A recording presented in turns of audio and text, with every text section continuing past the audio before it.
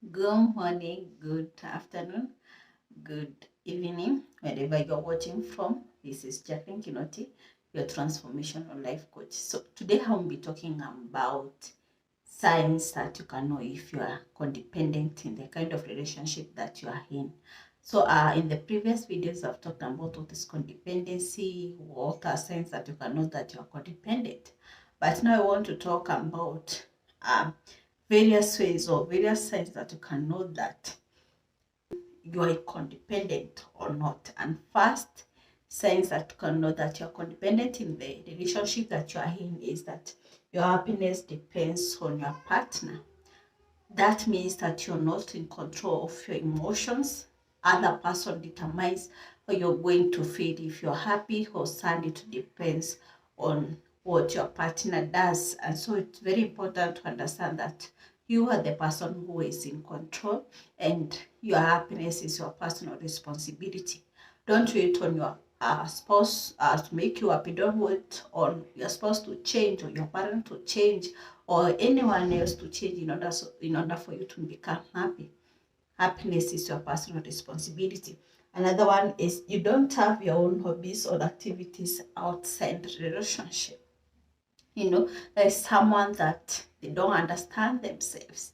If this partner, they're not working together, then it means their life has no relation. It means that you only depend on this relationship so that you can feel secure, so that you can feel worthy. So it's very important to understand, even though you're in a relationship, you are an individual, you are a unique individual, and you don't have to forget your true self because simply you're in a relationship. It means that you need to continue working yourself, to continue pursuing your goals. So if you see yourself having you don't have anything else, you just only depend on this relationship, then and you have forgotten that you have your own dreams, you have your own goals, then you are an individual, then you understand that you are codependent. Another one is you try to please your partner because you are afraid of rejection.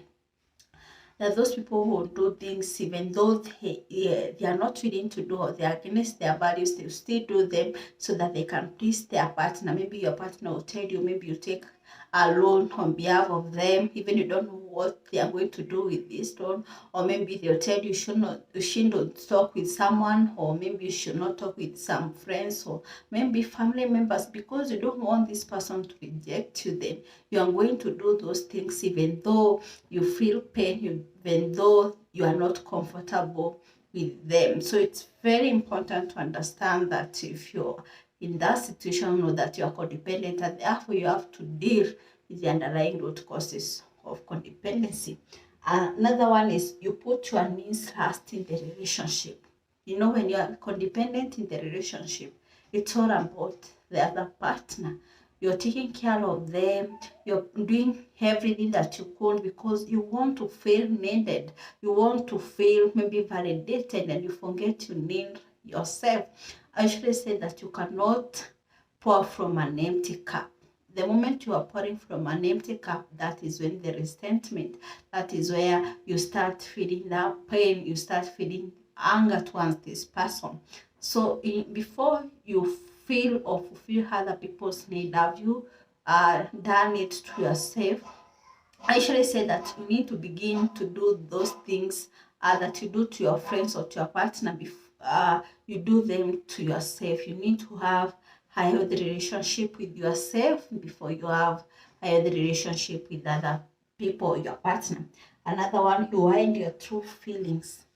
No matter what happens, you're not able to express yourself. You are, because as I've said in the previous video, that when you are codependent and it stems from childhood, you learn to suppress your emotions so that you can attend to others. Because maybe if you become a parent at a young age, or you are the child but you become a parent to your younger siblings, and now you are not given that opportunity to become a child, to exercise what the child has to do.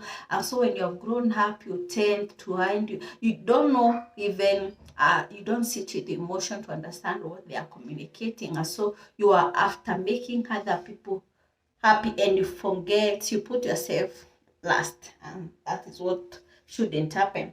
Another sign is that you lack boundaries. A person that is codependent, they don't have a limit on what they can allow. So many things can happen. You just keep silent, or you keep on enabling this person. And in another point, that if you lack boundaries, you tend to enable destructive behaviors on your partner. For example, maybe if your partner maybe is abusing drugs, you tend